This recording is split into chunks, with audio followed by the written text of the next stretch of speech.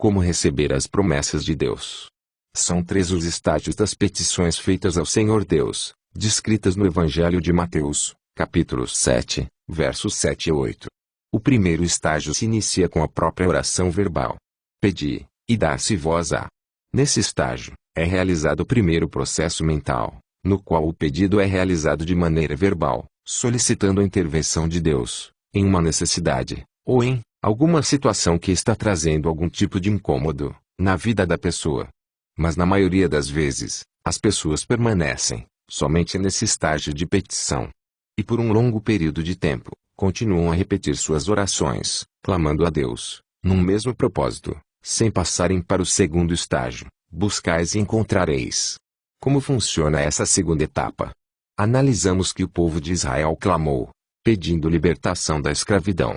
E ao serem enviados ao deserto, para enfrentarem as demandas do êxodo, tais quais falta de água, de alimentos, altas temperaturas de dia, frio durante a noite, perigos do terreno, animais peçonhentos, e outros problemas que surgiram no caminho, entre a escravidão e a promessa de Deus, eles foram desafiados a espiarem a terra prometida, fato narrado no livro de Números, capítulo 13, com o objetivo de provocar todo um processo mental, no qual a visualização do objetivo a ser conquistado traz um empenho emocional, com o intuito de aumentar a vontade de receber a recompensa e a benção de Deus. Isto nos traz um entendimento lógico de como funcionam as coisas espirituais, tais quais funcionam as materiais, no qual o vencedor de uma competição sempre é motivado a receber um troféu, um cinturão, ou uma medalha, o qual é exposto e apresentado para atrair seus concorrentes. Assim, aquele que está pedindo a Deus, em oração por alguma intervenção divina,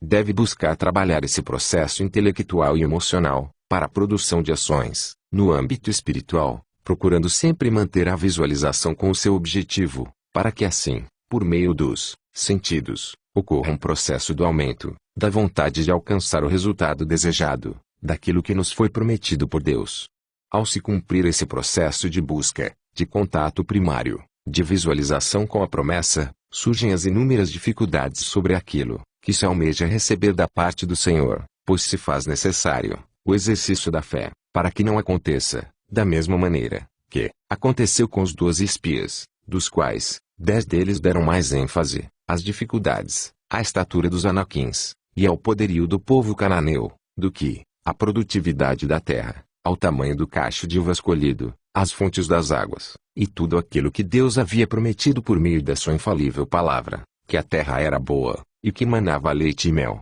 Devemos entender então, que a partir do momento que buscamos aproximar da meta e do objetivo desejado, após passarmos a primeira etapa, surgirão os problemas no percurso, para fazer com que venhamos a desistir da promessa de Deus. E para enfrentar tal situação, devemos utilizar da maior arma que nos foi dada, e agora possuímos, a qual também é uma exigência de Deus para todos os chamados para o seu reino, que é a fé. Segundo a Epístola de Hebreus 11, verso 1, a fé é o firme fundamento das coisas que se esperam, e a prova de fatos que não se veem. Em teoria, conseguimos entender os princípios da fé, porém na prática, a fé se apresenta como uma ousadia para enfrentar os problemas que surgem em decorrência da promessa de Deus. Assim em Hebreus 11, 33, declara, os quais pela fé venceram reinos, praticaram a justiça, alcançaram as promessas, fecharam as bocas dos leões. Todos que receberam de Deus alguma promessa, passaram por dificuldades,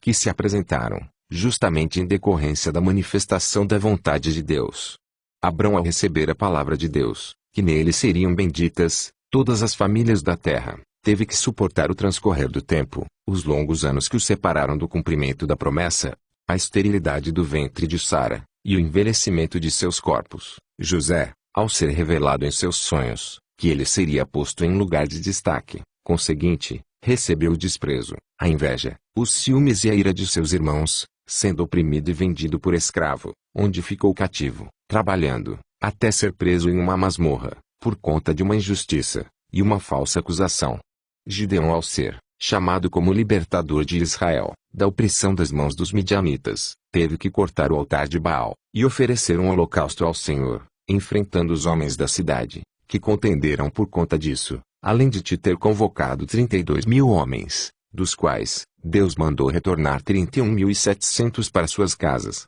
deixando agora, capitão Gideão, com somente 300 soldados, para enfrentar 100.000 homens, do exército inimigo. Davi, ao receber a unção de rei da nação, o Espírito do Senhor se apoderou dele. Em contrapartida, um espírito maligno passou a incomodar o rei Saul, o qual necessitou convocar um arpista, sendo Davi conduzido ao palácio real, onde ficou sendo um pajem de armas de Saul, porém ao se destacar, como um grande guerreiro, combatente e valente capitão, sofreu uma intensa perseguição, por parte de Saul, que intentou a muito custo, contra a vida de Davi. A maneira que Deus tem, para aplicar em cada um de nós, uma força de vontade mais excelente, do que é normal, é fazendo com que algumas coisas desagradáveis aconteçam, antes do cumprimento de sua promessa, cuja situação abate a vontade humana, tirando a pessoa de sua zona de conforto e tranquilidade, pois Deus permitirá a ocorrência de portas fechadas, dificuldades insolúveis, frustrações com algumas pessoas, relacionamentos amorosos não correspondidos, aplicando nos corações daqueles que estão debaixo da promessa, a vontade do Senhor, levando com que a pessoa almeje a benção de Deus como a única solução para as suas dificuldades. Por isso, a porta que ele fecha, ninguém abre, e a que ele abre, ninguém fecha. Pois Deus opera para que ninguém desista de alcançar o milagre provindo do próprio Deus, conforme diz o texto, em Filipenses 2:13, mas Deus é quem opera em vós, o querer e o efetuar, segundo a sua boa vontade. Quando se almeja um milagre da parte de Deus, devemos nos envolver com o propósito almejado. Em ministério, fique sempre à frente da obra, é uma benção material, tenha um objetivo bem definido, e busque conhecimento sobre todo o assunto.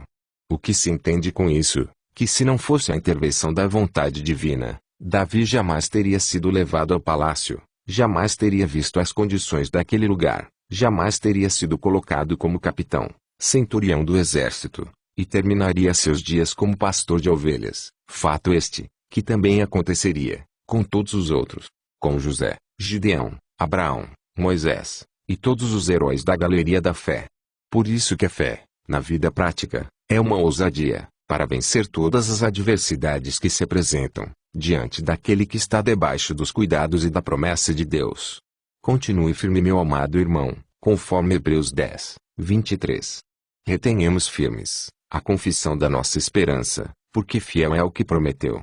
Deixe seu like, compartilhe, inscreva-se nesse canal,